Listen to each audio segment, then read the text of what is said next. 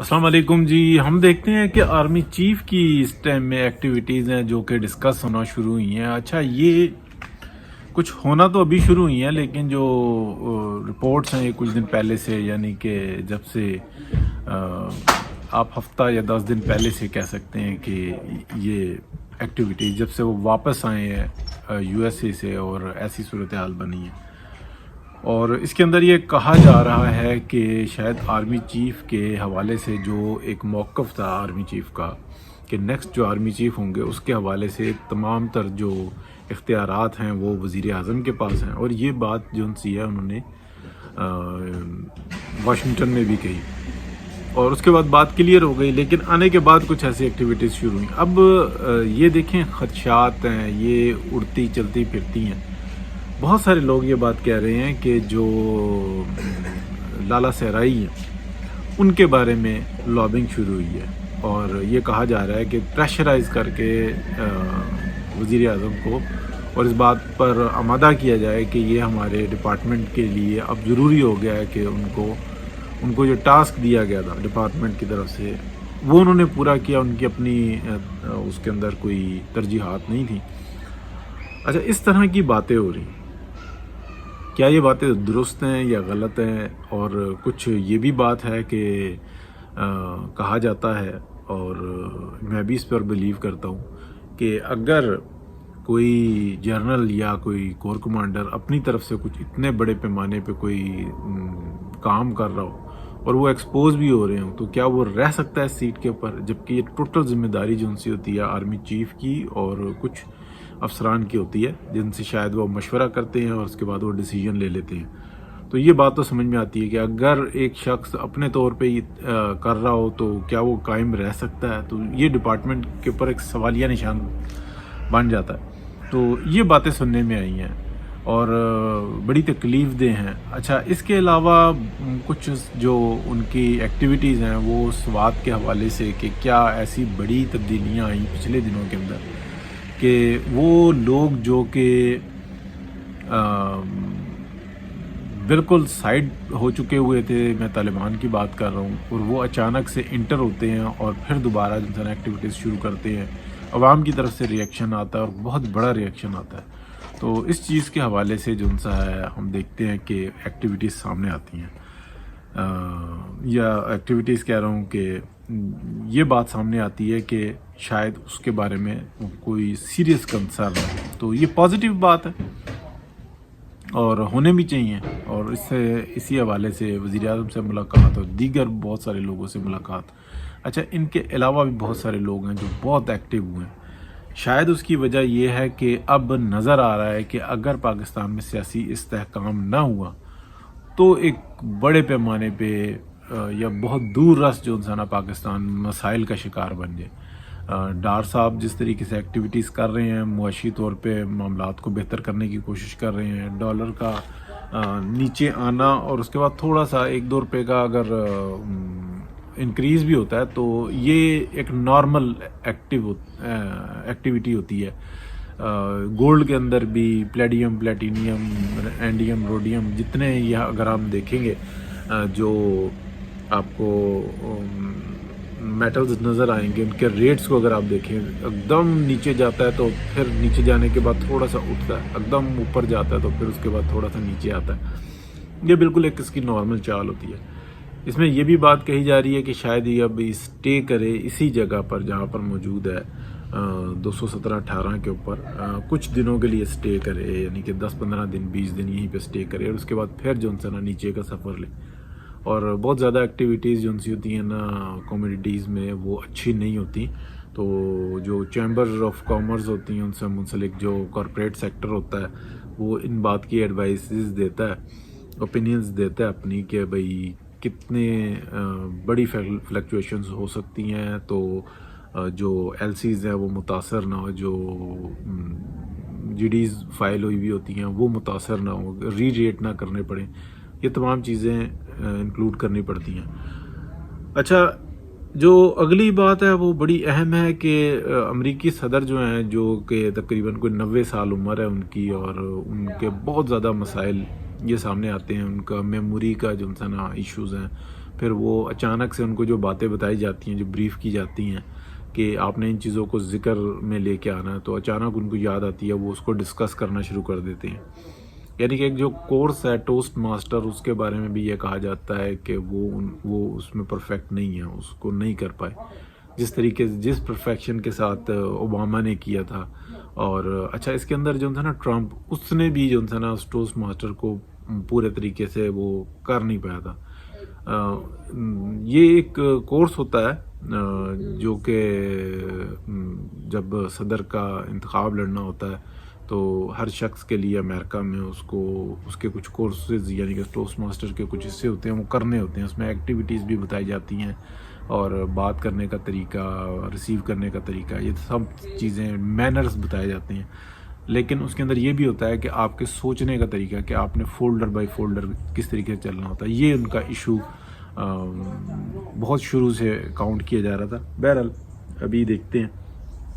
تیسری بات جو ہم نے ڈسکس کرنی ہے وہ ہے مریم نواز شریف کے جو قتل کے بارے میں، یہ جو ایک اسٹوپٹ سے بندے کو کھڑا کر دیا گیا اور اس نے بات کی، اور ایک سابق جو اسپیکر ہے قومی اسمبلی کے، وہ وہاں پر بیٹھے ہوئے ہیں، یعنی کہ پی ٹی آئی وہاں کے رہنما وہاں پر بیٹھے ہوئے ہیں، اور وہ اس کے اوپر کوئی اپنا رسپانس نہیں کرتے کہ عمران خان کی گرفتاری کے صورت میں. تو یہ بڑی انڈیکیشن ہوتی ہے. یہ پہلے جب ماحول بنایا جاتا ہے اور اس کے بعد یہ کام کیے جاتے ہیں. اسی طریقے سے آپ دیکھیں چودھری احسن اقبال کو جب گولی ماری گئی تھی تو کس طریقے سے فتوے دیے جا رہے تھے. جب میاں نواز شریف کے اوپر جوتا پھینکا گیا، مارا گیا، اور اس وقت میں کیا صورتحال تھی. تو بدنصیبی ہے اس ملک کی، وہ لوگ، وہ ذمہ داران جن کا فرض ہے، جنہوں نے حلف اٹھائے ہوئے ہوتے ہیں کہ وہ پاکستان کے آئین کا اور پاکستانیوں کا تحفظ کریں گے، وہی یہ سارے کام کروا رہے ہوتے ہیں یا ان کی حمایت حاصل ہوتی ہے. تو وہ وتعز من تشاء اور وتذل من تشاء، وہ ہمیں بھولتا نہیں ہے آج تک. اور جب ان کو سزائیں نہ ملیں اور وہ ترقیاں پا رہے ہوں تو پھر ہم یہ کہنے پر مجبور ہو جاتے ہیں کہ کچھ نہیں سیکھا، کوئی فائدہ نہ ہوا. اسی طریقے سے ہم دیکھتے ہیں کہ میاں نواز شریف کے بعد اگر کوئی قیادت جو سنبھالی ہے پارٹی کی اور پاکستان کی، تو وہ مریم نواز شریف ہیں، جنہوں نے یہ قیادت کو سنبھالا ہے. اور میاں نواز شریف کے تجربے کے ساتھ اگر وہ آگے بڑھتی ہیں تو بہت بہتری ہوتی ہے. میاں شہباز شریف، ان کی اسپیڈ کے اوپر تو کوئی دو رائے ہے ہی نہیں. جب بھی میں نے کم از کم بات کی ہے پروگرامز میں تو واضح طور پہ بتایا کہ ان جیسا ایڈمنسٹریٹر کوئی نہیں. اور پنجاب جو ہے اس کا جو وزیر اعلیٰ ہے، آپ سمجھ لیں کہ یہ سیکنڈ وزیر اعظم ہوتا ہے، اور اس کے لیے وہ انتہائی مناسب ہیں. لیکن وزارت عظمیٰ کے لیے ابھی جس طریقے سے وہ ایکٹیویٹیز کر رہے ہیں، جو بھاگ دوڑ کر رہے ہیں، لیکن پبلک پرسیپشن اور پبلک کے اندر ان کی جو گرفت ہے وہ نہیں ہے. ایک بات. دوسری بات یہ ہے وہ پولیٹیکلی وہ فیصلے نہیں کر سکتے، وہ سٹینڈ نہیں لے سکتے، وہ ڈاج نہیں دے سکتے، وہ ٹائم نہیں گین کر سکتے جیسے میاں نواز شریف کرتے تھے. اور وہ طے کر لیتے تھے کہ پاکستان کی عوام کے لیے انہوں نے بہت سارے جو ہے کام کرنے ہیں، تو وہ اس کے اندر پھر اپنا جو عمل ہوتا تھا، یعنی کہ اپنے جو کام ہوتے تھے اس کو کر کے رہتے تھے. کسی کو اکثر ان کی عادت یہ ہوتی تھی کہ وہ سن کے بات کو خاموش ہو جاتے تھے، وہ اپنا پھر فیصلہ سناتے تھے.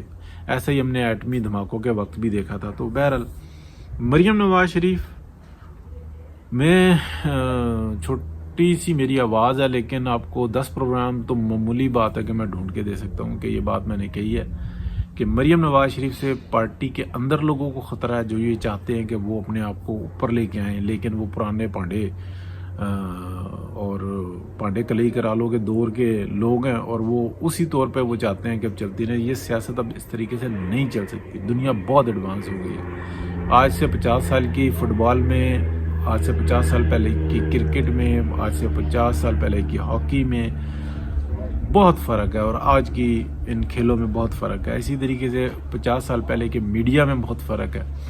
آج سے 50 سال پہلے کا جو میڈیا ہے اور آج کے جو ایک بچہ جو لیپ ٹاپ لے کر بیٹھا ہوا ہے، اس کے اندر زمین آسمان کا فرق ہے. لیپ ٹاپ والا بہت آگے.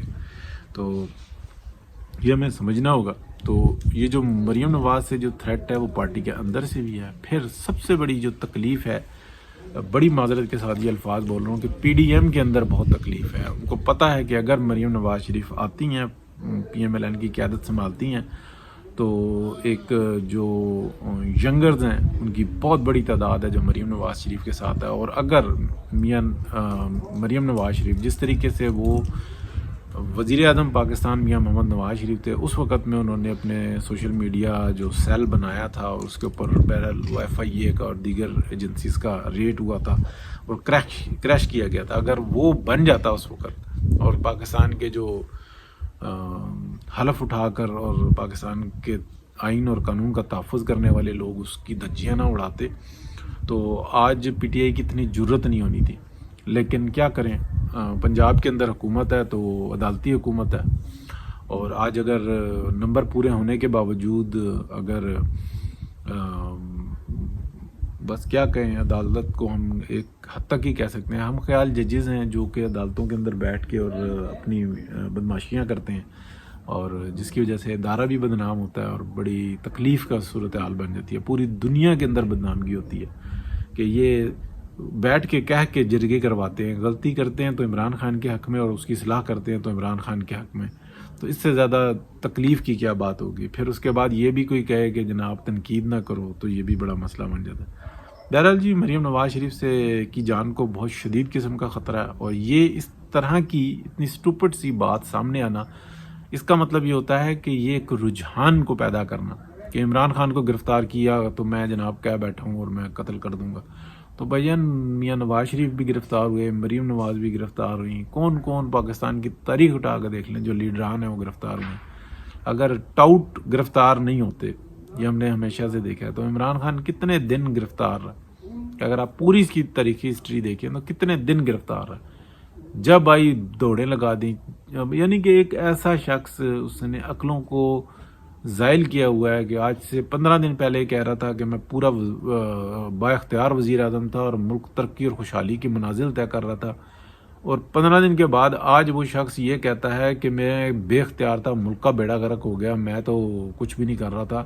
اور اس کا فالوور ان دونوں باتوں پر یقین کرتا ہے, اور وہ کہتا ہے ہاں جی ہاں, جو یہ کہہ رہا ہے یہ ٹھیک کہہ رہا ہے. اور میں کئی دفعہ کہہ چکا کہ فاروق خان صاحب بھی اس طرف اشارہ کرتے ہیں کہ اگر نعوذ باللہ استغفر اللہ اس کا دماغ اس قابل ہوتا تو اس کے جو بھیجنے والے ہیں, جو انسٹالر ہیں, اس سے نبوت کا دعویٰ کروا دیتے, نعوذ باللہ.